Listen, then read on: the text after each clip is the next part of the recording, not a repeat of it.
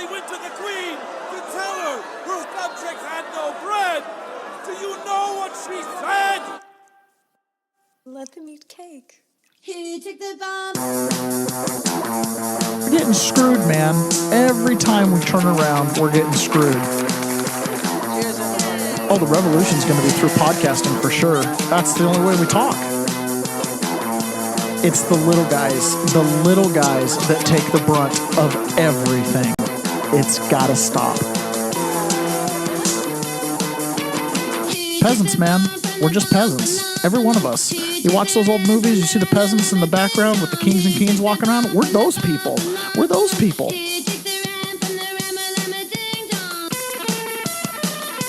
Good morning, peasants. Ron's, I'm not on the right screen. Good morning, peasants. Welcome to another episode of The Peasant's Perspective. I'm so happy to be with you guys here today. I'm feeling like I'm turning into like Grizzly Adams or something here. My beard's getting a little bit thicker. I'm getting fatter. That's part of the problem.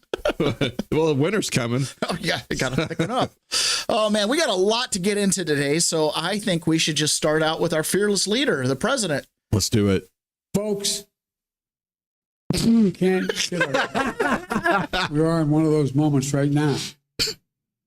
I'm over 50 years in elected public life. This is the worst I've seen it. If Ted were here today, he'd still be fighting like hell, but his optimism would be surely tested.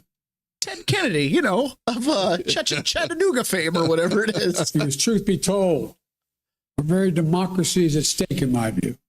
We all agree that our politics is broken, that political violence, never acceptable, is out of hand, that America should be a place not of extremism and fury, but of decency and grace.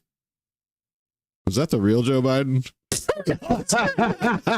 Our democracy. The eyes are pretty skinny. Folks. Folks.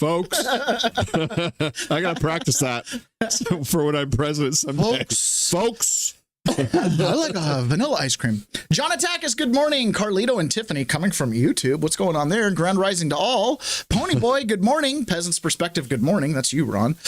Frazier, cold in Boise, but still good. Yeah, it is getting chilly these days. A couple days this week, it's like the temperature started with a 3. Mm-hmm. It's chilly for Seattle. Carleets, good morning from Texas, and Pray the Rosary Daily. Lots of energy for a Tuesday. Yes, sirree. Lots and lots of energy because we are getting real set. We finally have a representative in America's main city, the heart of the country, New York. We are going to have a mayor that finally represents real Americans. I wish you all the best. Honestly, I think any New Yorker who looks at someone getting an opportunity who's representing communities that have not been as represented, a Muslim, a young person, a progressive, a democratic socialist. There are so many different communities that are looking to you. And this, I hate to put it on you, as a bit of a Jackie Robinson moment. And I know that that probably wields some weight. But man, oh man, what an exciting opportunity. I wish you the best. Thank you. Oh yeah, he could fill those shoes. Oh man, I feel a lot of hope personally because early voting started. It's rolling, man. It's rolling. Check it out. He is running in all of this. Take a look at this. Early voting surges in the New York City mayoral race. 2021, the first 2 days, 31,000 people voted early. This year, 165,000 people voted early. He has got intensity behind him. And that is the secret sauce in winning elections.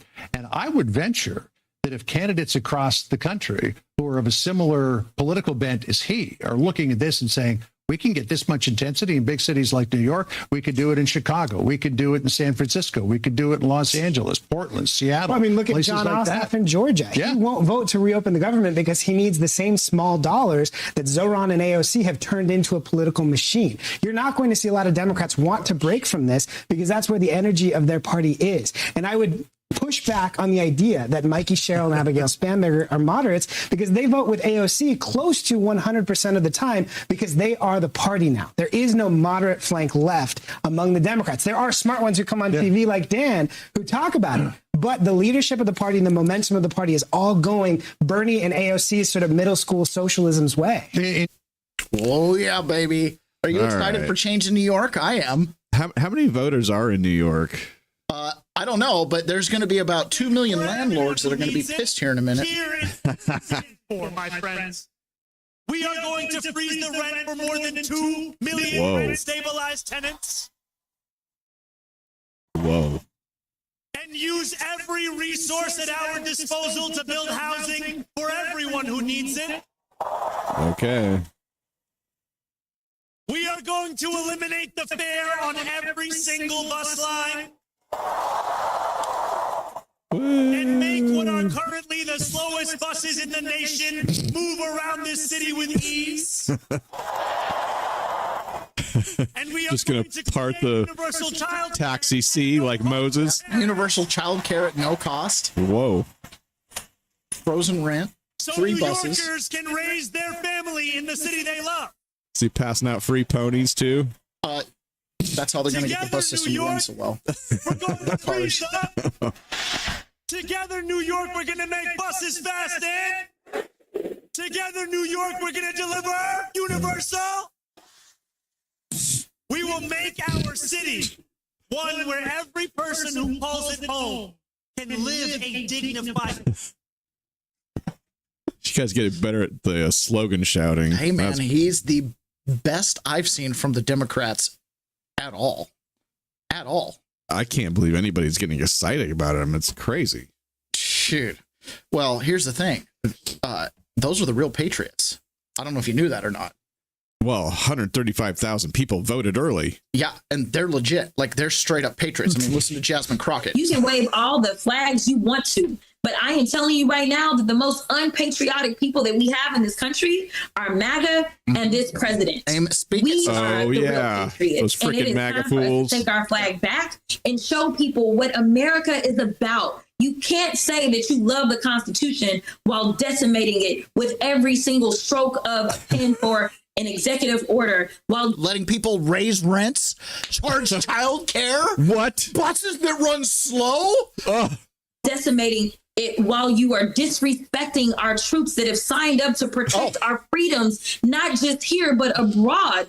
And then you're taking people's freedoms away using those exact same troops. You can wave all the flags. The exact same troops. What is she talking about, Taylor? Who knows? Who knows anything? I don't know. These people are crazy. All right. So Joe Biden's like, man, this is rough. I mean, democracy's at risk. I'm like, yeah, it kind of feels that way. I mean, the way you guys are talking about it, things are pretty rough. This is Brandy Cruz. Brandy Cruz. So I was with Brandy Cruz on Friday night. And I can testify from the time I saw her till she filmed this Fox News hit, she had not yet changed her shirt. Okay. She was leaving the event I was at with her and heading straight down to Portland. And as soon as she got in Portland, this happened. Brandy, explain what happened before that video that we just watched. Sure. Yeah, I came down to Portland with a mission in mind. I actually was able to get inside the ICE facility, so I was waiting to go do that. And I had been down on the ground for maybe 5 minutes. I went to record and document some of what was happening at and around the encampment. I had a brief interaction with a couple of the Black Bloc militants inside the tent. I even asked them, hey, is the sidewalk open? Can I pass through? You know, being overly polite to the terrorists, I would say. And then as I was trying to go back around, I was literally walking outside their tent area, not in it, around it. And one of them came out, man or a woman, I got to be honest, I do not know, about 260 pounds, and came down with a hard fist on me to try to knock my camera out of my hand. Succeeded, kicked it a couple times. I called 911, Laura, and I got a recording. Of course. That's got to feel great. That's got to feel great. You know, we probably need some Mandami in yeah, I mean, sounds like we could use it. I think Mandami could probably take care of it. I think he could probably maybe Mandami for president. Yes. Only 200 million landlords will be pissed. This is fun. Guys, Trump derangement syndrome. See, John, going full socialist is the right way. It's Let's fun. go full retard. It's so fun. Let's see everything these guys have to say. So this is former CIA representative. I right? wish Is she a senator? I can't even remember now. She's former CIA. Things were out of just like a history book from another country. But if we, at this point, we can't have a failure of imagination. We have to accept that they're on this path because they've shown nothing but a willingness to use that. So what's important here, everything is messaging and symbol. Which side is he even talking about? I don't know. So she's on the left. Okay. Now she's saying we can't have a failure of imagination. Okay. Okay. This is the poison pill. This is the hypnotic thought. The failure of imagination. They're on a path, an authoritarian path. Well, where does my imagination take this authoritarian pathway? Where does it lead, Ron? Somewhere with fear. Somewhere with fear and starvation and gas emitting in the air. Yeah. Right? You know, the contrails. Contrails. It's a really forced poison vaccination. gas. Right. Point is, don't have a failure of imagination, Ron. Okay. Sorry. Authoritarian playbook that we've seen so many. I find it funny. I wish I would have had that line at the beginning of 2020. When we were, hey, this COVID thing, I think it might lead to like worldwide lockdowns and like pandemonium and stuff. Let your imagination run You've wild. got such a wild imagination. I don't think you should be burdened by lack of imagination at this moment. Times abroad. I wish these things were out of just like a history book from another country. But if we, at this point, we can't have a failure of imagination. We have to accept that they're on this path because they've shown nothing but a willingness to use that authoritarian playbook that we've seen so many times abroad. Oh, what are some of those places abroad? Might you name a few? Maybe Germany. Again, okay, so many times abroad, this authoritarian playbook. Who are some of the authoritarians abroad that we don't want to mimic? Be real here. He is paving the way to become a Vladimir Putin or to become an Adolf Hitler or a Kim Jong-un. Okay. That's what he If you don't think stuff is coordinated, that they don't sit back in the room and drink gin and tonic and smoke their cigars and talk about their talking points, you're smoking crack. Okay? In fact, I believe they smoke crack to come up with this stuff. With failure of imagination down the path. The path, Trump is, they're hitting the keywords. They're hitting the right adjectives. Okay? They are totally lockstep. So now let's talk about how Trump uses the authoritarianness and how foreigners do it. Who are these foreigners that we should be absolutely terrified of? Right? become a Vladimir Putin or to become an Adolf Hitler or a Kim Jong-un. That's what he wants to be. And all of this is in the lead up to paving the way for him to win this election and then to take over this country and literally to eliminate the democracy that we know. Literally. Oh my gosh. We should get some founding father quotes about democracy right now. Good. He's on a mission from Jefferson to get rid of democracy. Okay. Now, again, it's not so much if you're an actual Nazi, it's that you might be on the pathway of being a Nazi. Because the Democrats currently are running a Nazi with a Nazi tattoo. I do want to ask you about the Maine Senate race, because earlier this month you called Maine Senate candidate Graham Plattner impressive. But since then, obviously, a lot about him has come out, including the fact that he had a Totenkopf, which is a skull head. It's the Nazi emblem for the SS. He had one of those tattooed on his. By the way, very popular tattoo in prison. You can get them if you stab someone. Get a Totenhof, a swastika. You have a whole option of SS-oriented tattoos you can get after you've put in some prison work. Just saying. Yes, he's denied that he knew what the tattoo meant until recently, but CNN did find several times he discussed the Totenkopf emblem in recent years and months. Do you still think Plattner is impressive? Yeah, I saw that reporting. I think I'm meeting with him this upcoming week, so I'm certainly interested to hear from him about it. I mean, anytime you see something like that, you scratch your head.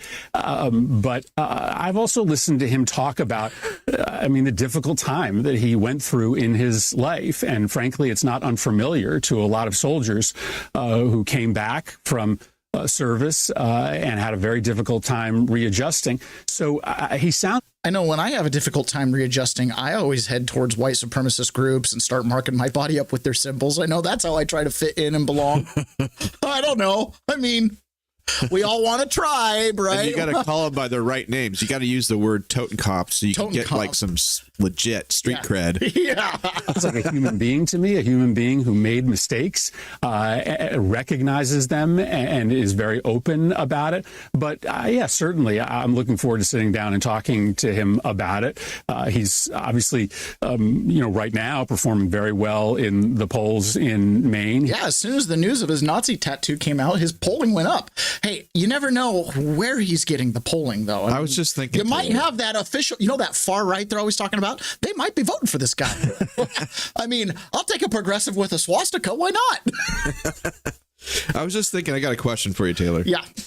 This is while you were in prison, how many times did you hear the word Totenkopf? Oh, I never heard the word Totenkopf. Well, no, duh. And I also because nobody that's getting one tattooed on themselves even calls it that. Do you want to know what's funny? Is I never heard people never talked about being Nazis either. Right. The Nazis reject fascism. Okay. What they embrace is ethnocentricity. Okay. They don't give a crap about what government we got as long as we're all white. That's all they care about, okay? They don't care about the Reich? They don't care about the Reich. No, I did not find any Nazis, and I'm talking people who, tattooed swastikas on their hand, swastikas on their body, their face, their Adolf Hitler portraits. I saw one guy had Goebbels on one. We're talking full half of your back was Goebbels facing Adolf Hitler on his back. Why would you do that? Dude, I don't know. You got a life sentence. You got time. You're not doing anything. Like, I don't know. I don't know. But you have to earn those. You don't just go get a swastika tattoo. Can you imagine going to the bar? Hey, baby, check out my Goebbels tat. Did I ever tell you about the F the Feds tattoo, the Trump tattoo? Oh, my goodness. Okay. So when I was in prison, I was in the Oklahoma City Transfer Center. They run about 200,000 prisoners through this transfer center a year. Whoa. And I got put in this pod. My roommate, man, when you say numbers like that, I just go, my head explodes. This is an airport prison. Okay. This is where you go on Con Air. You get off on the you get off and they immediately unshackle you and process you in. But 200,000, that's like 1,000 a day. At least they're flying planes in and out of there all day long. This is the hub. If you're in Philadelphia and you're going to a prison in New York, you go to Oklahoma and then get back to New York. Okay. Right. Like they, okay. It's just this constant, the country with prisoners is breathing. Everybody's to OKC. So it's like the UPS hub for prisons. It's the Oklahoma City Transfer Center. Okay, so you're only there for 2 or 3 weeks at most. I was only there for a couple days, but my roommate had smuggled in meth in a balloon, so I had to deal with that. He was selling K2. It was pretty crazy. People were crashing out every couple minutes, it seemed like. So, anyways, when I was in that pod, this is I was talking about the what was I going to mention? That was where I saw tattoo. The big. Oh, okay. So I'm standing. Something about the feds. I'm standing in food line, right? I'm standing in line for chow, and this guy walks up to me, clearly a white supremacist. How do you know? Because he's got Nazi tattoos all over. Okay, they're easy to spot. Okay, he's shaved head, Okay, total skinhead. He looks the part for Halloween. Yeah, I guess. There's not a lot of movies that have people this tattooed, okay? So I don't know. I mean, that's a lot of work for a Halloween evening. So he comes up to me and he's got what they call a skull cap. So he's shaved head and he's, tattooed like all across the top. Oh my God. So he comes up to me and he's missing a front tooth, clearly punched out in a fight. Okay. He goes, "Hey, I heard you're a January 6er. I go, "Yeah." And he's like, he reaches his hand out, I got this a lot, puts his hand out to shake my hand. Way on, man. You should have done it all the way. You guys didn't go far enough. Why didn't you kill anybody? The typical thing. It's like, oh, okay. So then he goes, "I love Donald Trump." I'm like, okay. And then he goes, points at his head. And right on his head, Dad, forgive me, I'm going to swear, it says, "Fuck the feds." Now, this is a common tattoo. FTF. You see it all the time. FTF. Anybody who's been to prison, you've earned an FTF tattoo, okay? Okay. Especially if it's feds. So he's got an F the feds tattoo, and then he goes like this and bends his head down, and he has Donald Trump's mugshot tattooed on his skull cap. And we're talking the best tattoo art you can imagine. Like some of the tattoo artists in prison could make tens of thousands of dollars per tattoo. Oh, boy. They make This mugshot was a photograph on his head, and it said "F the feds" on his forehead. And I was like, boy. Trick or treat. Associations is powerful things, right? Associations is powerful things. Gavin Newsom, he is worried that we have no rule of law. We have the rule of dawn. You can lose this country. No bullshit. It's not the rule of law anymore. It's the rule of dawn. Right. He doesn't give a shit about the law. I mean, he's already taken. Congress doesn't exist. They're completely supine. They're on their back. Yes, and sir, what else do you need? Crazy. The courts are increasingly the same. Crazy. I mean, this whole system, 3 co-equal branches, guy, I ain't even going to get this. I do remember even with 960 SAT that they taught us in 7th grade, 3 co-equal branches of government, popular sovereignty, rule of law, oversight. That's gone, man. This guy is wrecking this country. And again, it's not about being Democrat or Republican. I married into a big Republican family. I have deep respect and love for people. You got a 960 on his SAT. On our podcast, Charlie Dude, this Kirk. podcast That's is hilarious. Steve We're going to have some Bannon clips on. I had later. guys that were running my recall campaigns. Literally, the people like Newt Gingrich that were literally leading the effort to get me recalled as governor. I want to reach out to folks I disagree with, man. Understand them. But at the same time, we have to understand these guys aren't fucking around. No. They're not fucking around. Say it again. These guys are surgical. Are we, sir? And so we have to get our shit together. Yeah, quit messing around, Gavin. Steve Bannon, man, he's like, listen, you got to understand what you're up against. And if you think, oh, he's a socialist, he's going to run out of money, it's the best thing that could ever happen. All the conservatives and bow ties that are telling you that are morons. These guys are Bolsheviks. They're not socialists. They're Bolshevik. They're Bolshevik jihadists. Think of that combo platter. And if you think, oh, he's Bolshevik jihadists, he's right. I mean, we've just played a series of major politicians saying things that, like, if they're true, yeah, I don't want to have a lack of imagination. If we've got, Hitler 2.0, we should probably get in front of this, don't you think?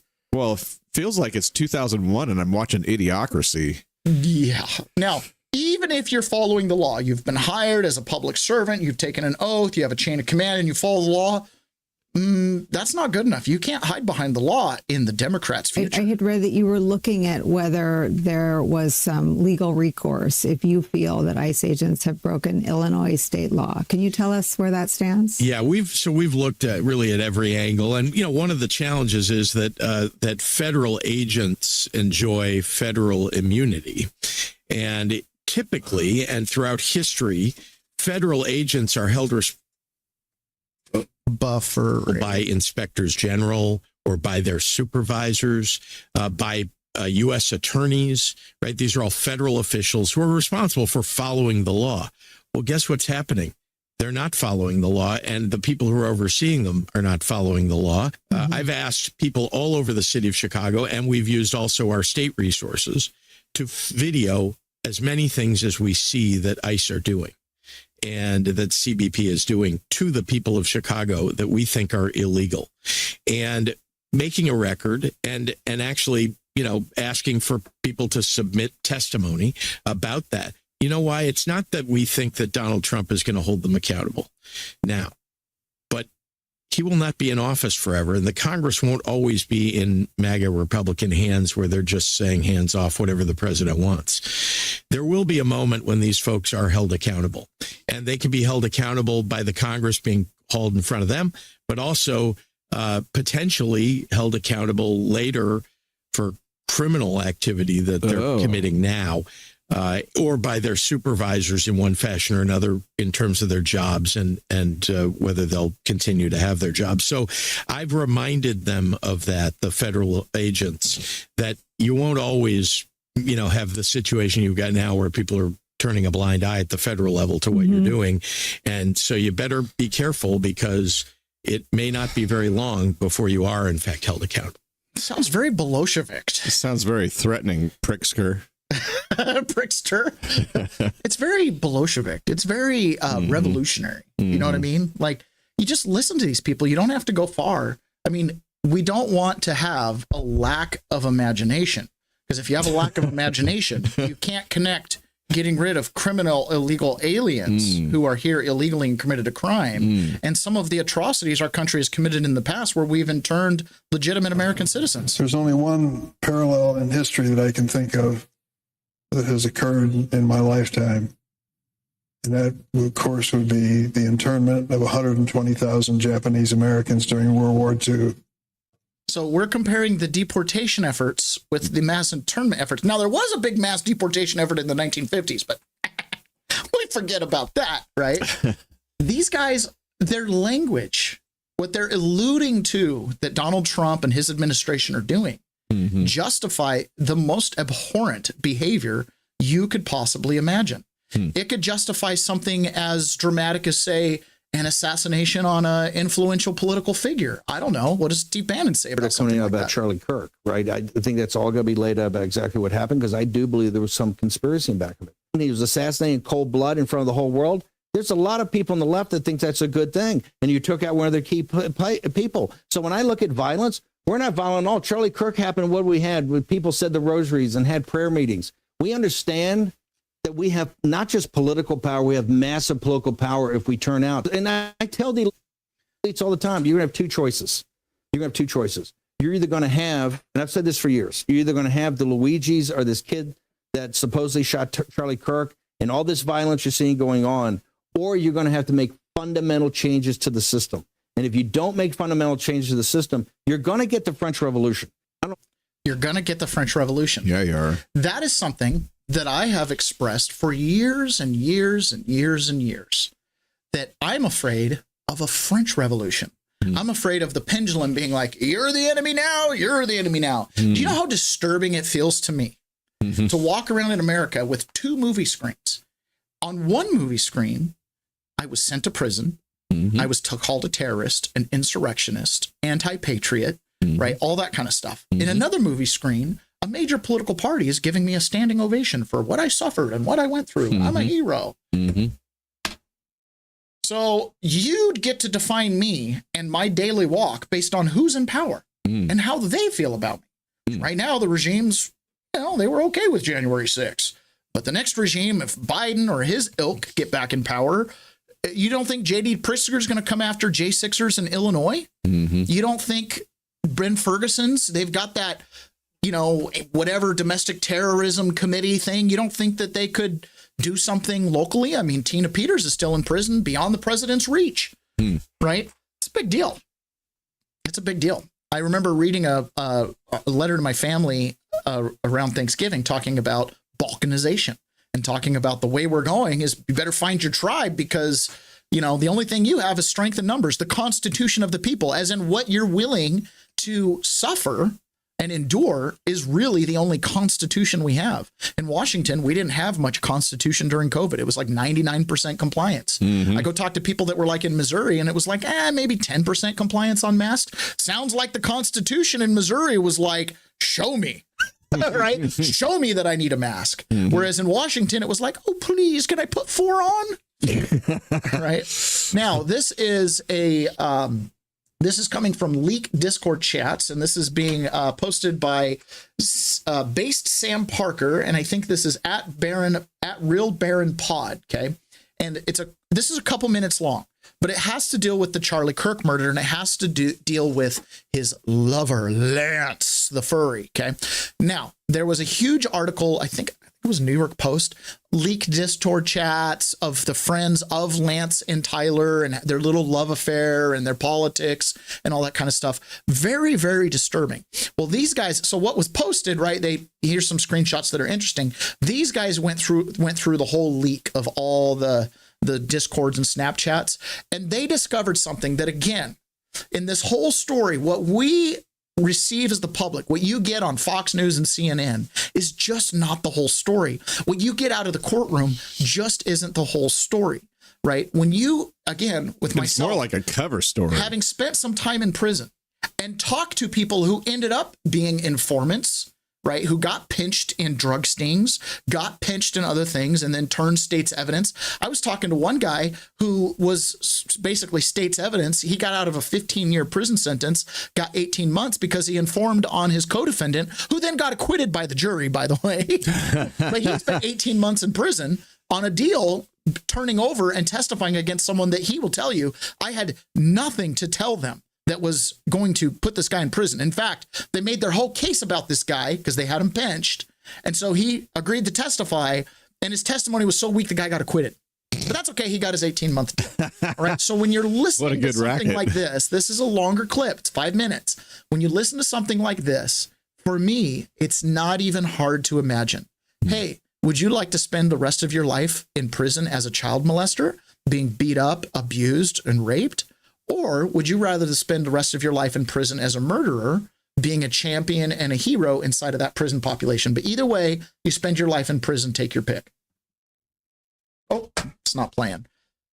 So these guys, we're going to take a listen to this. It's out there, conspiracy theory. But then what I would say is it? Is truth not sometimes stranger than fiction? And is truth sometimes look more like this than the story we get fed? Here is the number one end-all be-all of why people end up being patsies. Why people end up being patsies. Why do most people end up being patsies? I'm going to show you. Folks, in mid-2020, someone else on the server tags Lance and says, nobody said gross when you said you wanted to bang your 2-year-old cousin, Lance. Guys, you think he was kidding when he said he wanted? I could run a poll. I could run a poll through YouTube. How many of you have said you want to bang your 2-year-old cousin? At any point in your life. Look, I'm not even being an ageist here. I'm not even going to say that you got to be 35-year-old. Ever. I mean, when you're 5, 10, 20, you don't just say stuff like that, bro. You don't just say stuff like that. When you say stuff like that, that's the old truth peeping out. If you notice, they talk about all the drugs he did, all the drugs he does, all the alcoholic level consumption of alcohol. Guys, that slipped out. Those things slip out when you think them. I bet this guy's internet search history was an absolute lunacy. I bet it was a wreck. And I bet the feds knew about it. I reminded you, serving as I have as a lawyer, I got a call one time. Somebody I knew. The feds had found what they were looking at online and were not amused. They have ways of finding out. If they don't want to arrest you, they might just flip you.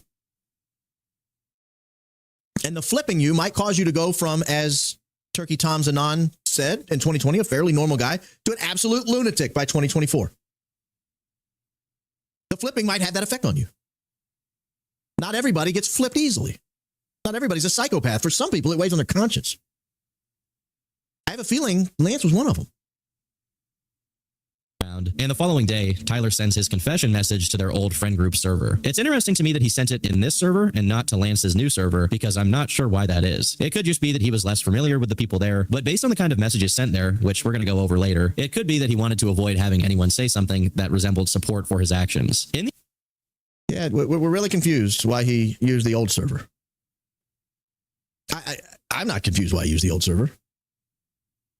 Guys, you have to assume that everybody has access to the new server. And they might not. Now, one of the things you'll notice is the confession came from a very, very specific screen name. Zealous Monkey 55095 with underscores in between. That is oddly specific. So I do what I do. Who looks for Zealous Monkey 55095? Oh, the District of Columbia. Well, who? Right? Ron, do you remember when I did this after January 6th? Yeah. And I was like, hey, we got a bunch of new listeners in Langley and Quantico and Arlington, Virginia. And a couple in DC. It was like, who's listening in Langley or Quantico? Like, what? So real specific, all of a sudden there's one hit in DC. And you said I was crazy for being followed. When you land on the radar of the feds and you're living with a guy who says he wants to have his way with 2-year-olds, That tends to happen. That tends to happen. So that was on, what was the date on that? That was on April of 2023. You'll never guess in 2023 who else's radar Zealous Monkey landed on. Yeah, you probably would if you've been watching the show long enough. He landed on Israel's radar in 2023, October of 2023. Well, did he land on anyone else's radar?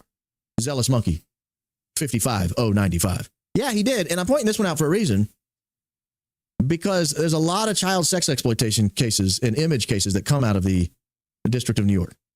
2021 and 2023. Notice DC, Israel, and New York all looking at Zealous Monkey 55095 in 2023.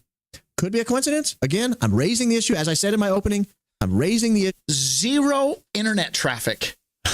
Zero internet traffic. I was noticing that. Little guy, small town in Utah, DC, Israel, New York. Boop, boop, boop. Fascinating. Issues and allowing people who want to be curious to be curious. Who want to be curious, I'm allowing them the opportunity to be curious. Now, there was one more name that was used in there, and I don't want to go back and try to find where it was. It was Bed Booge Inspector. It looks like Bed Bug Inspector, but with an E. It's supposedly Tyler, the Bed Booge Inspector. Here is Bed Booge Inspector way back in 2020 being looked at in Israel. Way back in 2020 being looked at in in the District of Columbia. Bed Booge Inspector. In the Turkey Tom video, he pulled it up. I could go back to my notes and find the date exactly that he did. It's at the end. It's at the end of the video, like the very end of the video. So that's 2020 in DC. Now watch what happens here. That's not our only Bed Booge, but you probably knew that. Notice the date. Remember, that was December 2020. December 2020 in the District of Columbia. Look at this one. This one also is December 2020. This one's in Israel. Bed Booge Inspector. Bed Booge Inspector. December 2020. Also in 2023. Remember, 2023 was when he was getting the other hits for his Discord and other usernames. Now watch. Remember, we had December 2020 in DC. We had December 2020 in Israel. What if I gave you a trifecta of December 2020? Are you telling me Bed Booge Inspector didn't do something in December 2020 to land on all of these radars? Israel, Huntsville massive FBI location, DC massive FBI and government operation location. You're telling me Bed Booge just happened to land in the same date in all three of those places? Guys, Tyler has been on people's radars for a long damn time. A long damn time. He has been on radars since his late teens. I don't know what kind of weird stuff he was into in his late teens. I don't know. But I'm telling you, there he is. Now, dude, here is. Wow. I've watched a handful of Candace Owens things. I've watched, the shot cam from here, the PBD analysis, all these. Sure. This right here is the most compelling thing I've seen for. Now, I guess I shouldn't say that. This is compelling to me because I followed also Ken Webb, and he went through and showed how they were involved with the ROTC and all these things. Imagine a kid who tests off the charts on the SAT, who's in the top 1 percentile of intelligence broadly. Higher than 960? Yeah, multiple categories. He's one of the most intelligent. Gets a scholarship, right? But yet he's got this internet search history problem, or maybe not a search history problem, but he's revealing some of his life online, and it's a hook. DC, Israel, New York. That's odd to be the only entities searching you and your lover's names. In 2020. How old was he in 2020? And into 2023. I know, but how old was he in 2020? Oh, he would have been like 18, 19, barely an adult. Because he's like 21 or 22. How old is he now? I thought he was only like 19 now. Yeah, let's check. Let's ask the smartest. Because I was thinking he was like 18 or 19 now, and that would make him 14 or 13, Who are these feds targeting? Are they targeting our kids at school? That's what I'm worried about. The problem with AI is it can just create a catalog of people that are ready to go when you're ready. Yeah. Hey, you want a lot of people that are easy to compromise? Here you go. These are the people that went to but if website those are XYZ. a bunch of 13 and 14-year-olds, what the hell's going on? He is 22. Okay. So he'd have been late teens. Okay. So when I was in prison, one of the things I found out is the government hosts a website with child images that is a honeypot. And it's just a conveyor belt for people to go to prison. So they host the website. It's their website. So if you go there, they know you went there, and then they're like, "Oh, discovery's easy here," you know. And so there's like websites that are hosted by the government that are honeypots for these guys, like, you know, I don't even want to say it. I was told what some of these websites were. I know it doesn't seem right. Seems like but it doesn't seem right that the government should be the dealer and the buyer, and you're in the middle, and you're like, I didn't even deal to anybody because it was the government to the government.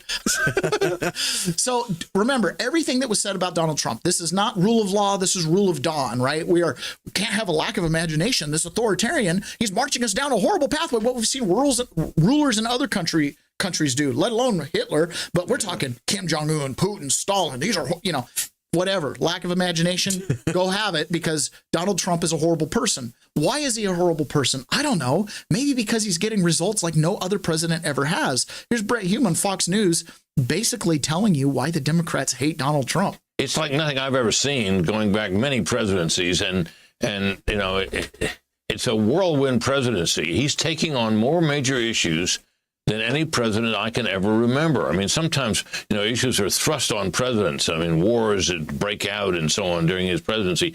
He's come into office and taken on 4 major foreign policy initiatives, if you count now Latin America and what he's trying to do down there. You've got his efforts to try to deal with China. You've got his efforts to broker peace in the Middle East, which have come to some fruit now. And, of course, you have the continuing effort to end the war between Russia and Ukraine. That's just on foreign policy. And the list on domestic issues goes on and on. You start with the border, which is, you know, sort of foreign policy and domestic all rolled into one. You think of all the things that are in that big, beautiful bill, as he called it. The list goes on and on. I've really never seen anything quite like it.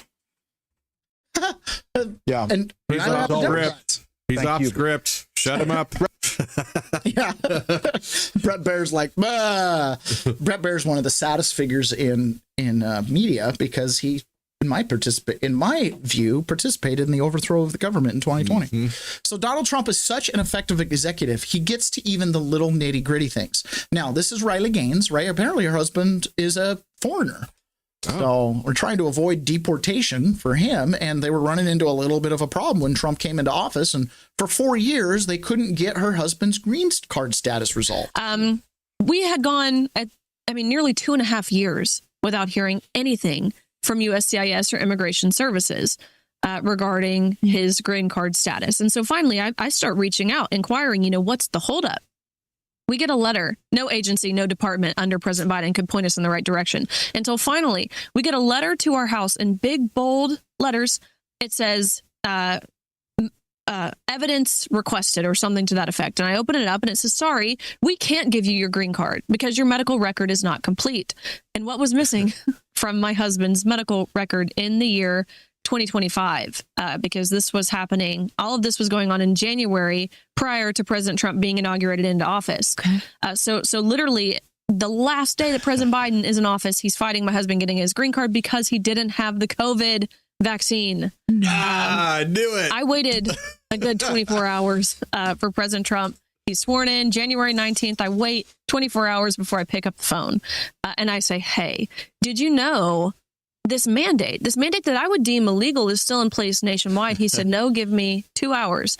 And literally within 2 hours, it wasn't a text or a call. I see a headline that says President Trump vacates nationwide mandate requiring legal immigrants to get the COVID vaccine. Do you have any idea how much the lobbyists paid to make sure that rule stuck around? You know how much the pharmaceutical companies paid to their apparatchiks and side bureaucracy to make sure all green card holders had to have the vaccine? I mean, that's hundreds of thousands of doses a year, right? Yeah. Give me 2 hours. Meanwhile, the pharmaceutical just burnt $20 million in lobbying. Thanks for playing. Yeah, exactly. Don't tell me Donald Trump's anti-immigrant. Look, he just approved that green card. Okay, this was kind of interesting. This is coming out of Seattle. Now, this is something I've mentioned on this show before, and that is the nationality of prison guards. It seems weird when you're under lock and key being held behind the flag. When the guards don't speak English? Or are even American. Oh. A county jail in Seattle admits to hiring illegally more than 36 non-citizens as corrections officers. Okay, this is your story. You blew this one open. Had the illegals been fired? No, in fact, they are actively saying they're not going to fire them. What they're doing is they're keeping them on the job. And what I'm told is behind the scenes, they're working with the Attorney General's office to try to challenge a state law that prevents them from hiring these folks as corrections officers. And I just want everyone to know. Okay, so don't follow the rule of law, but follow the rule of law. But if you follow the rule of law, we'll prosecute you. So what if Trump took Pritzker's advice and was like, oh, since you're not following law, I guess I'll prosecute you. So there is a state law saying you can't hire them, but they're hired, and now they're trying to change the law. That sucks. Of a jail that has bad guys in those cells for breaking laws. Meanwhile, the actual King County Jail is saying, oh, no, we're knowingly breaking state law. We're going to do it anyway because we don't like the law. What message does that send? It sends the message that the authorities just they can't stand Trump. They can't stand anything that he does. And that's the message it sends. It's almost one of rebellion, isn't it? It really is. And of course, these are the same folks who will talk about Donald Trump as this lawless dictator who's trying to ignore the rule of law and just put his will on all of us. And yet they're actively just saying, yeah, we don't like this particular law, so we'll just ignore it. And they ignore it, of course, because they know there are no consequences. In any other world, the Attorney General's office would say, y'all are breaking the law. You're admitted to breaking the law. You got to stop. Instead, it appears that they might be working with King County jails. It's just absolute lunacy. It's parody level. But I don't see any political opposition to it. I don't see a sudden surge in Republican or Trump support out there. I think the Democrats are consolidating their support, aren't they? Absolutely. I mean, look, at the end of the day, you have total control in the state capitol with Democrats. They have the state house, the Senate, and of course the governor's mansion. And they have a supermajority in the Senate, which is why they pass so many crazy things. I'm sure. You know, my observation was the guards that got physical with inmates typically weren't American. You know, I wrote this or had it published on 1/22/24. Your flag is upside down, I said to a guard in an elevator with two other guards. The flag was a Velcro patch on the guard's gear pouch. He looked at his patch with a thick foreign accent and said, "No one has ever told me this."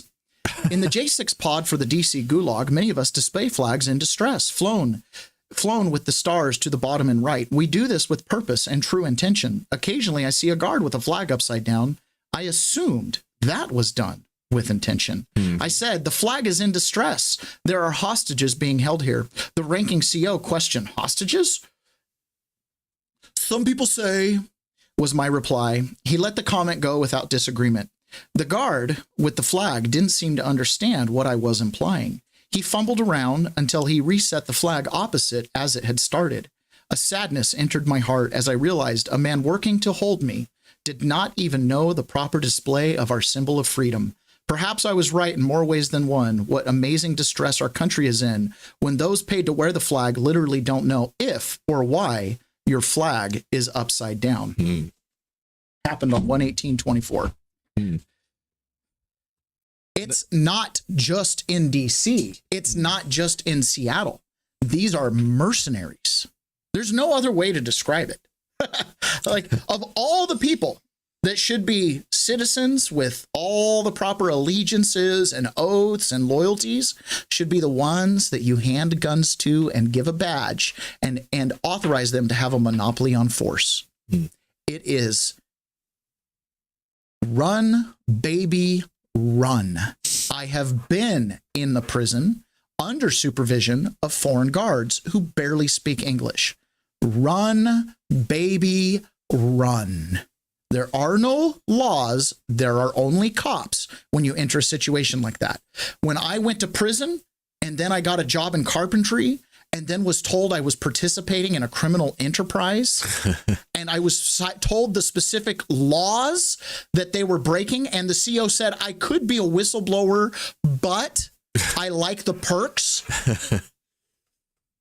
You're being run by criminals. When your prison openly breaks the laws and you're being held on what I would consider minor charges, right? Spending a night in the drunk tank or whatever. And you're like, you guys should be in prison for decades. You know how much time you get for transporting an illegal alien? You get 5 years per illegal alien. And it doesn't even have to be across a border. It can just be from town to town domestically. If you pick up a hitchhiker and they're not legal and you get pulled over and they get busted, you get busted too. And it's 5 years minimum per person. How do I know this? Because my last cellmate was one of these human traffickers that was driving someone from Austin to Dallas, Texas to Texas. He picked somebody in the United States and took them to the United States. Never asked for their documentation. He knew he was driving illegals, right? He got 5 years, and actually they changed the law while he was in. He was supposed to get 5 years per. He ended up getting 5 years for the 3, but now he would have got 15 years. Okay. So when you're a guard and you're a prison, if you hire an illegal, if you give them a ride to work, if you offer them a company vehicle, how about this? Giving them a gun. Didn't we just see a cop in Illinois that's like, I can't carry a gun off duty, but as long as I'm on duty and they give it to me. We've lost our freaking minds. But go ahead, keep blaming it on Trump, keep making it about destruction of things like the East Wing and stuff like that. You know, I mean, that's the real problem here. Well, Eric Swalwell is demanding that any 2028 Democratic candidate vow to destroy President Trump's East Wing ballroom project. He said, don't even think about seeking the Democrat nomination for president unless you pledge to take a wrecking ball to the Trump ballroom on day one. Can we just appreciate the irony in all of this, Will, that you have the entire Democrat Party who told us for the better part of a week, right, that President Trump was destroying the White House. He was dismantling it. He was ripping it apart. And now the litmus test for the 2028 presidential candidate in the Democrat Party is whether they will what? Demolish and tear down and rip apart the White House. You couldn't make it up if you tried. Well, they have a long history. It goes from Columbus statues to the new East Room ballroom. Just tear it all down. Yes. Check out the Come and Take It podcast. Sarah Gonzalez, thanks so much for being with us. Thank you. All right. Well, Eric Swalwell. That's a great observation. Donald Trump's destroying democracy. Hold my beer while I destroy democracy to charge him with some fake crimes. If you want to be our candidate, you got to destroy it too. If you want to be our candidate, you must also be a demolitionist.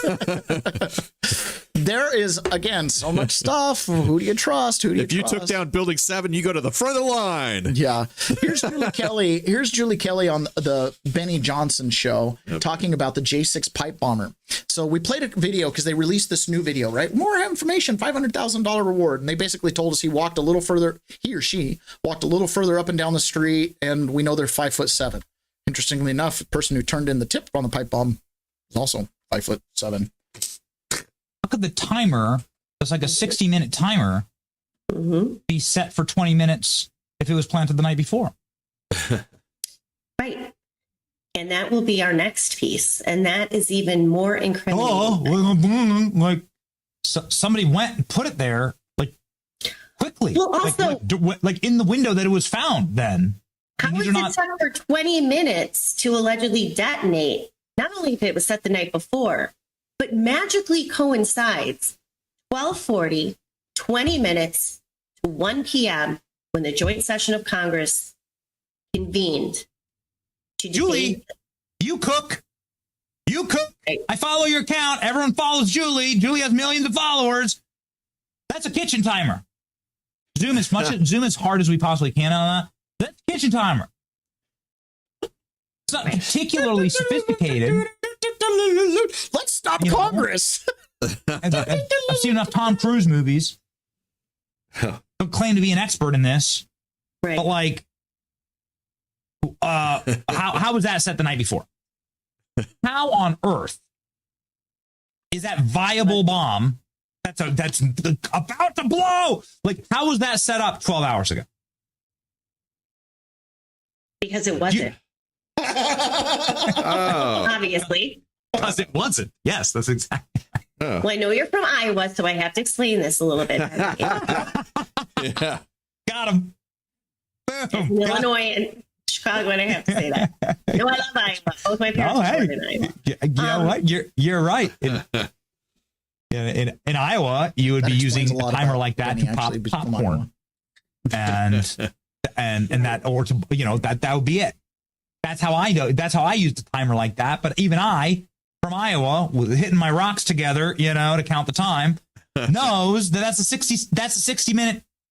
So there's a huge issue with the timer. That's the thing is about this stuff. It's been all along. Like, it's not nothing new. She also got on Julie Kelly, or she got on. Well, she said basically the same thing on Steve Bannon. We could skip that, so it's not redundant. But Nothing. Oh, you're like, all right. Saying, okay. This is Representative Wesley Hunt. He gets asked by Benny about J6 and about Nancy Pelosi. He kind of snaps. He kind of is like, this has been a cudgel that's been used against Democrats. And as I showed yesterday in the show, the problem is guys like Sean Hannity, who set the tone for all this, have conceded the premise that Russia interfered in the election. And that kind of opens the door to all the lawfare against Trump was legitimate. And, oh, now he's obstructing because why don't you just, if you're innocent, why don't you just let the investigation happen? Maybe there is like, it just kind of grows into this nonsense to where a guy like me ends up in prison, right? So he's asked about the January 6th, specifically Nancy Pelosi's culpability. Something that has astonished us is that Congress has been able to carry on this op through the January 6th committee with Nancy Pelosi and has not had a ton of curiosity about what actually happened on January 6th. Now it seems like that may change with a brand new January 6th committee. You're on the Judiciary Committee. I don't know if you're going to be on the Barry Loudermilk Committee, but what's your take on all of this? Well, Benny, first of all, I'm really glad that you're talking about this because Democrats continue to bring this up every single day. All you still hear from them is January 6th, January 6th, January 6th. This is after they got shellacked in this last election. And I also want people to understand that a United States president got deplatformed because of January 6th. Right. So the good thing about this is that we are not going to let this go, and we are continuing to fight back. We also know there are a lot of inconsistencies that happened on January 6th that are now being explained and are finally coming out. The problem that I have with this, and that is, why is this happening now, and why is this happening so late? And why haven't we uncovered and released this footage years ago? Why did it take so long for even Republicans? And like I said, I don't mean to point a finger at us, but this is actually comes on our back too, because at the end of the day, you have to understand that we've been in charge for months. We have held the House for the past 3 years. And so the fact that we're just now getting to this and we haven't been fighting back for the last few years is a bit disturbing to me as well. Again, better late than never. I'm glad we're looking at this. But this new evidence has to get investigated to a T. We have to take this all the way to the mat. We have to take this to the finish line. And people need to be in handcuffs. That's what I hear over and over and over again from my constituents here in Congressional District 38 and statewide now that I'm running for Senate. And that is, we are sick of the talk. Let's have some action. I know it's been a few years, but to a lot of people, it may seem like this is too little too late. It's not. And as long as they keep bringing this up, we have got to continue to fire back. I was on Bill Maher's show a few months ago, and even Bill Maher brought this up a couple of months ago. And so if they're going to continue to fight this, if they're going to continue to bring this up, if they're going to use this as a rallying cry for the next election, even though they just lost every single swing state, they lost a popular vote, 85% of the counties in this country swung toward the Republican side and swung toward President Trump. Even with all that being said, you are still going to use January 6th as your rallying cry. Well, let's talk about how fake it was. Let's talk about what happened behind closed doors. Let's bring out all this new footage, and then let's elucidate the entire country as to exactly what really happened there, so we can take that ammunition away from them and we can focus on what President Trump has done for the past year. Pull up this new Nancy Pelosi footage, because Nancy Pelosi had like this meltdown recently on a reporter where she like screamed and like was frothing. And we've already seen that. There's got to be handcuffs, man. You want to know something that's this next video is one of the most of all the videos we've played. This next video to me might be the most disturbing. And it's Susie Wiles, the chief of staff. Is that bad? Is that bad that I'm like, ugh? So this is Susie Wiles, and she's being interviewed by Laura Trump, Donald Trump's daughter-in-law. And Laura's asking her, what is the most difficult thing you've ever had to tell or do with Donald Trump? And she tells her it's the 2020 election, breaking the news to him that it didn't happen the way he thinks it happened. Okay, that he didn't lose the way, they didn't cheat the way they think he cheated. Who's Susie Wiles? She's a political operative, right? She's out of Florida, right? What does Mike Lindell say about the election in Florida? Totally rigged, but they're rigged to the right. Totally rigged, but they're rigged to the right. And he's got proof of it. And he's like, why isn't DeSantis doing something about it? Why in Arkansas are they putting a guy in jail who got paper ballots passed in his county?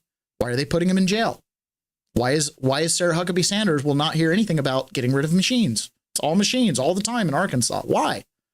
is Susie Wiles an election expert? Has she read the thousands of affidavits? Did she see the press conference with the United States Postal Service driver who lost the tractor trailer full of ballots? Has she done any of that? I don't know. It's interesting. For the toughest thing you've ever had to tell him? 2020 election. Coming to him after the 2020 election in 21 and telling him that what he thought was the circumstance wasn't, which is how I got into all this. He said, well, can you fix it? But he's such a resilient person and he's seen so much. It's very hard to surprise. So what you think happened didn't happen. Take your loss and let's build forward. See, that's the attitude that a lot of rhinos have and a lot of even wishy-washy MAGA Republicans that don't want to offend everybody. Right. This is the whole point with Steve Bannon. And a lot of these people are like, when you're dealing with bullies who want to kill you, their objective isn't to control you. They literally are okay with elimination. Right. You can't give them an inch. Millet down in Argentina says this best. He's like, you can't give an inch to the collectivists. They will kill you. If you read Ayn Rand's books and you understand collectivism, it's self-cannibalism. They are literally going to make you choke on your own virtue. Keep turning the other cheek until you can't breathe anymore because of the swelling in your face, right? Walk that extra mile until your feet are bloody nubs. Go read the book Animal Farm and find out what sacrificing for the greater good gets you in the end, right? So when Susie Wiles is like, oh, it didn't happen the way you happened, it's that same move on to get along. Don't worry about it. We can't talk about machines because, you know, we need DeSantis and Huckabee and we can't, you know what I mean? Like, this is the kind of stuff that drives me absolutely crazy. Susie, who are you? Tulsi Gabbard gets into office, peeks under the covers a little bit. Oh, yeah, machines are vulnerable and hackable and have been hacked. Oh, by the way, Obama did this. Oh, by the way, you know, thing after thing. And Susie Wiles is like, it's just elections happen.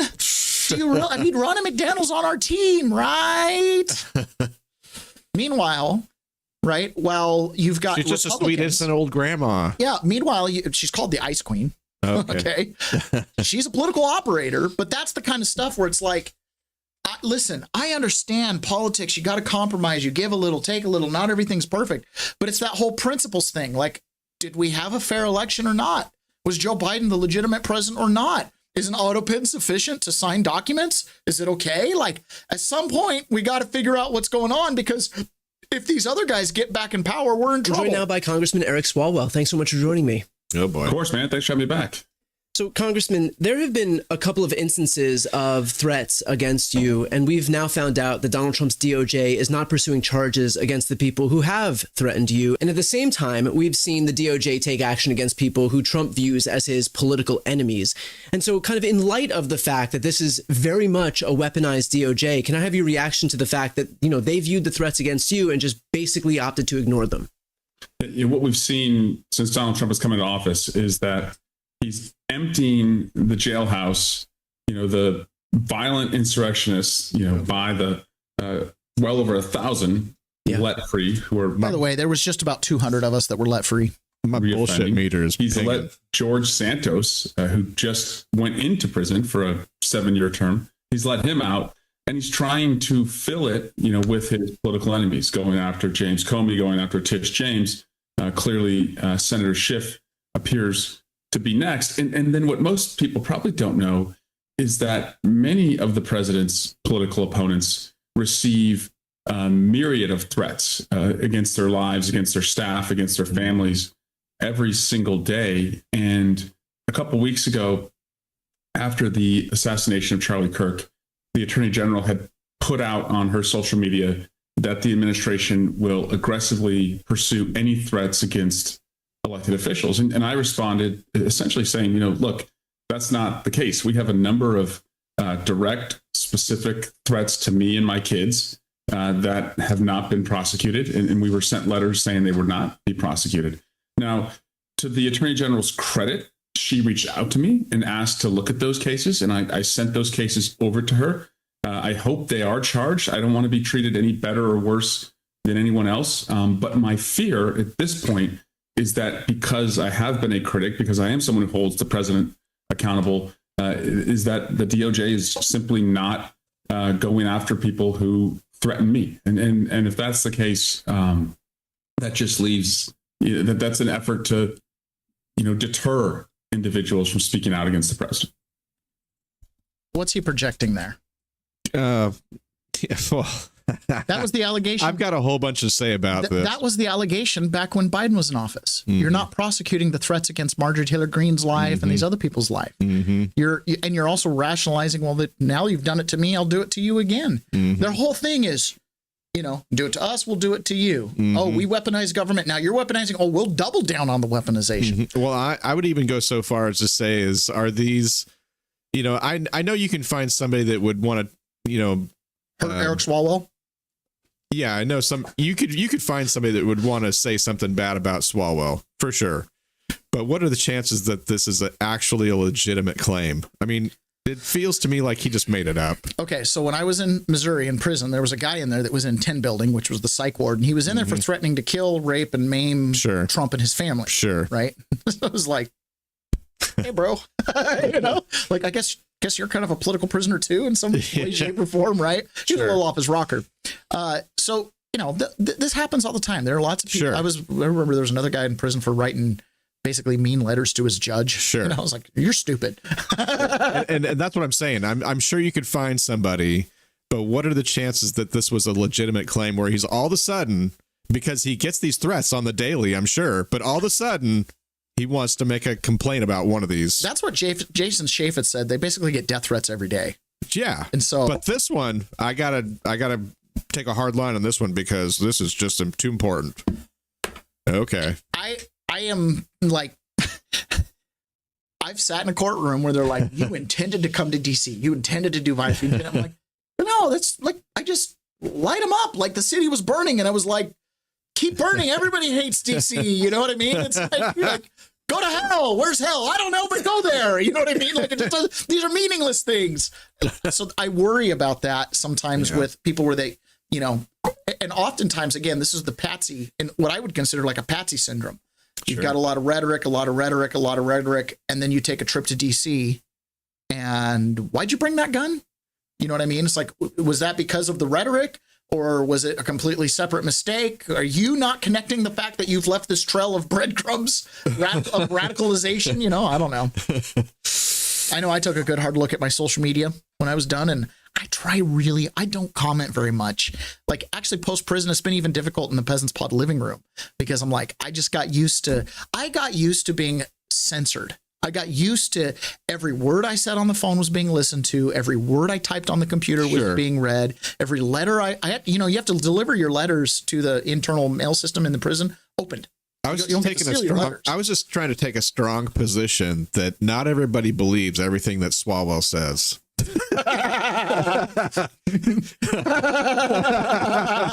Might not be the best witness. This is Doug Ford up in Canada. There's been this big scandal. I know that guy. Yeah. There's been this big scandal with them running ads using Ronald Reagan's image and likeness. Some people have claimed it was AI. I haven't even seen the ad. I don't care. Right. But apparently Donald Trump is big meanie. Republican senators or governors told you that they, to Brian's point, that they liked the ad. I mean, we know the Democrats like the ad. Yeah, absolutely. They liked it. No, I haven't talked to them, but I'll tell you what they have told me. They totally disagree with the president. All three levels. I talked to senators, congresspeople, and governors. They all told me they totally disagree. But they're too scared of President Trump. When was the last time a Republican governor was scared of a Republican president? They're scared of ramifications, which is really, really sad. Why do you think the senators or governors told you that? Oh man, that is so funny. That guy. Maybe we should do like a deep dive on him and how scamalicious that. I can't believe that guy's even on camera anymore. He's one of the worst politicians ever. Keeps going. Oh man, I think it's so funny. He's like, I can't believe they're even scared. In the history of North. So go listen to the podcast between Tucker Carlson and Marjorie Taylor Greene, and she explains there's MAGA and there's the Republican Party, and they hate each other. Like MAGA exists because the Republicans were trash, right? The Democrat Socialists exist because the Democrats are trash. There's a rejection of the middle. Right. It's amazing that MAGA was able to sway an election when they had so much hate from the Republicans. From both sides, yeah. You had to get rid of the whole RNC. There was a complete takeover, okay? Had to happen. So when he's like, oh, the Republicans are afraid. Yeah, they're afraid because their base is MAGA. They know that they've been screwing over their base. Hey, we're pro-life and Christian, but you can't have a job. It's cheaper cost basis in China. America. Is the additional 10% tariff on Canadians also part of that success? Well, first of all, Jake, thanks for having me on. I start off every interviewing saying that Canadians love Americans. I love America, love Americans. I lived there for 20 years. And that my intention was to bring this to the American people and tell them that tariffs, protectionism does not work. Ronald Reagan was a free trader. The greatest president, in my opinion, ever. And we wanted the cocaine to get the was flowing. Did the message get out? 100%. It had, there it is now. 11.4 billion with a B impressions. We talk in the media, but views around the world. And again, we just want to make sure that we work side by side with our closest friends and allies. A tariff on Canada is a tax on Americans. President Trump ran on creating more jobs. We've seen 5 consecutive months. Manufacturing jobs are down. We've seen inflation go up. That's not what President Trump ran on. And we want to be the solution. And the way we get back on track is sign a deal with your largest number one customer in the world, and that's Canada. Customer, big keyword. You can't. That was what Trudeau, right? We heard this before with, I think, was it Lutnick or Besson explained it? Or no, it was Marco Rubio was like, listen, Canada, Trudeau said, they can't survive without this crappy trade deal where we screw you out of $200 billion a year. And Trump's like, so you're like Puerto Rico? So you should be a territory or a state. We'll call you. You can even be the governor. Jeez. I do believe the merging of the United States of America and Canada is in our destiny. I don't know if it's in my lifetime, but I think it's in our destiny. Okay.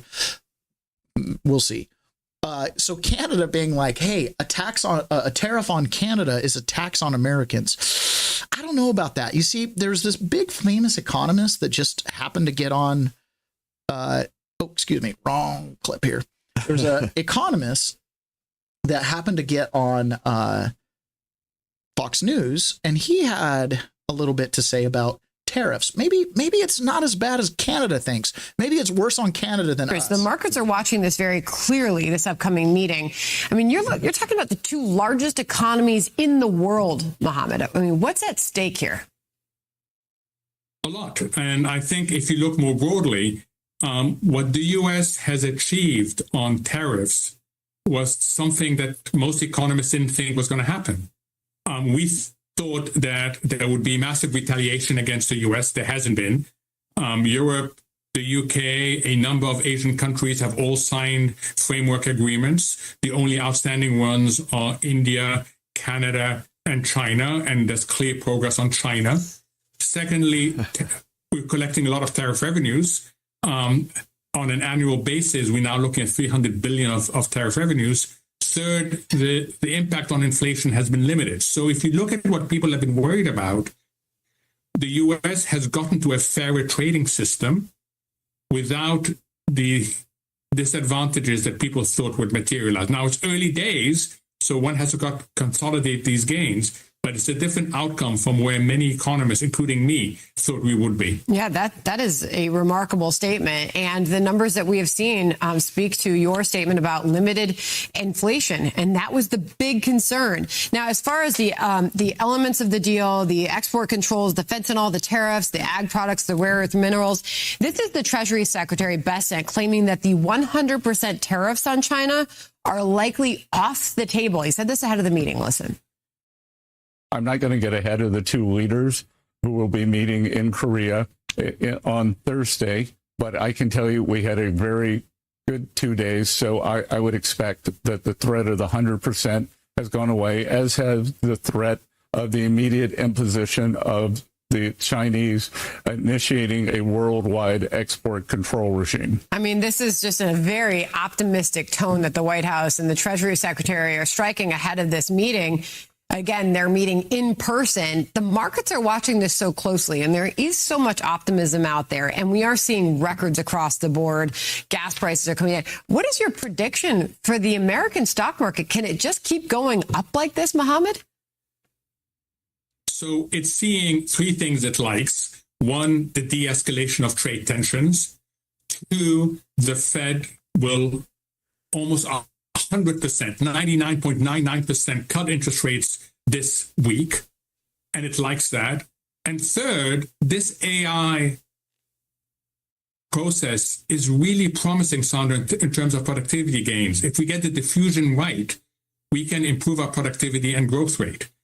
Now, it doesn't mean there isn't froth in the market. Yes, there is. It's what I call a rational bubble. There are elements of the marketplace that are in bubble territory, but it's rational because they're betting on this massive AI revolution where the payoffs are huge.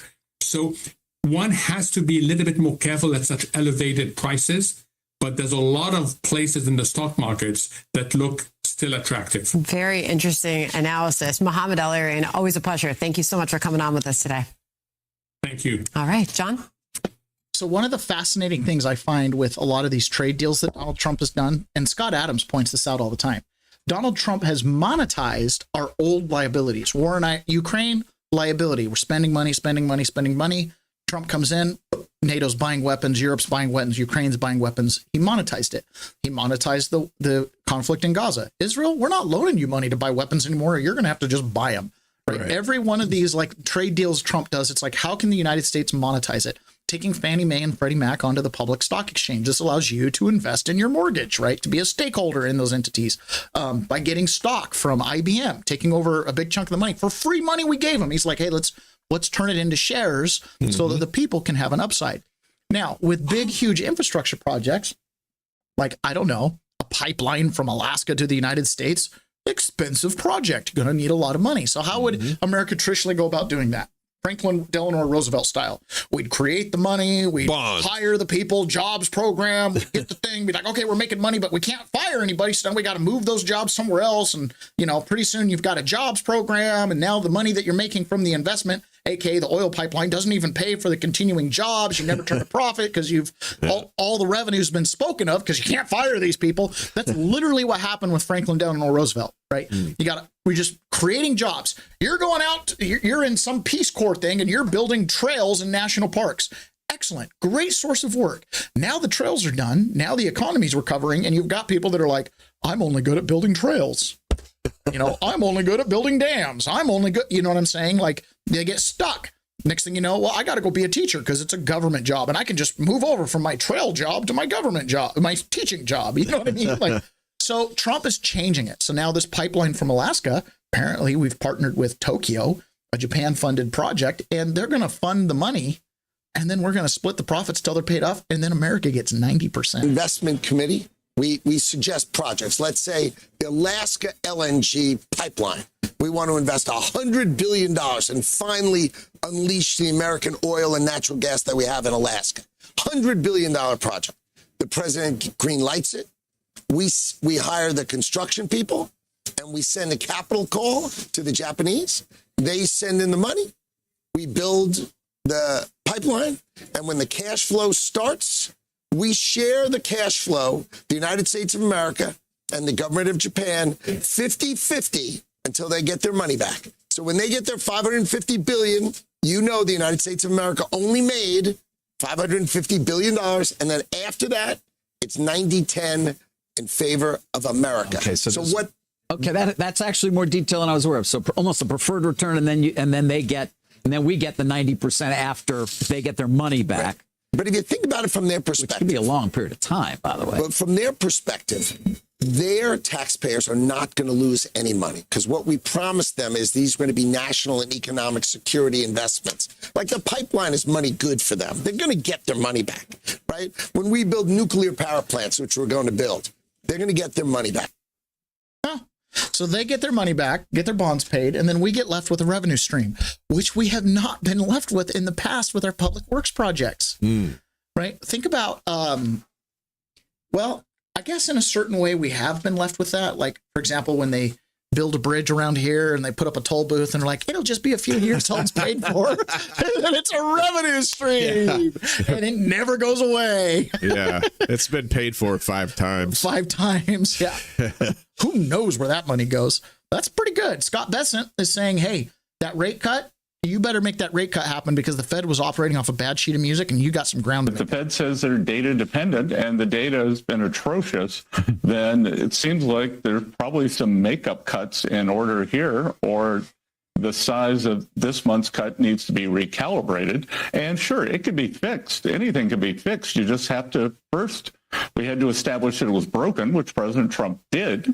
Now we have to go about fixing it. And it wasn't working well before, that kind of this lazy notion that they had dropped down to these low response rates, 30-40% response rates, and they intuited the balance. Intuiting the balance is going from quantitative to qualitative. We need good empirical data, and it's not easy to get to, but you got to want to get there, and we want to get there. I think EJ is a great person to do it. I've known him for years. EJ is who they're going to nominate to replace Jay Powell, most likely.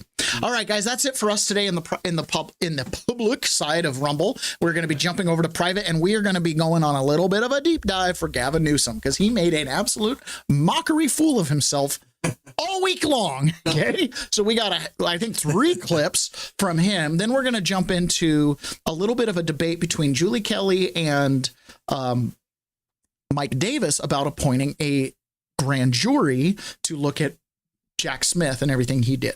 And so we're going to be covering that in the private. So please join us there. And Ron, while we're switching over, before you do the switch, I'm going to let you push Left Behind and Without and Peasants Perspective. I got to go drain something. I'll be right back. All right. While you're out, let me hit that and see if I can. Oh, shoot, I can't do one. Well, let me try to do one anyways. We're not going to get credit for it, but you probably noticed Rumble is growing fast and is not slowing down. They're building a real alternative to big tech that puts creators first and actually protects free speech. And now there's Rumble Premium, an easy way to upgrade your experience. With Premium, you get ad-free viewing across the platform. No pre-rolls, no interruptions, just the content you came for. Plus, Premium members unlock the exclusive content like bonus videos, behind-the-scenes drops, and more from your favorite creators. Right now, Rumble is offering $10 off an annual subscription. Just go to rumble.com/premium, rumble.com/premium. Use the promo code STUDIO at checkout. That's rumble.com/premium. Studio is the promo code. No ads, more freedom, and content you actually care about. That's the deal. Okay, didn't get credit for that. It's okay. Let's see what we got here. All right. Wait, just finished an ad that we didn't get credit for. Yay! Credit fee advertising. Love it. Okay, thanks for giving me a sprint to and from. Thanks for okay, here we go. We're going to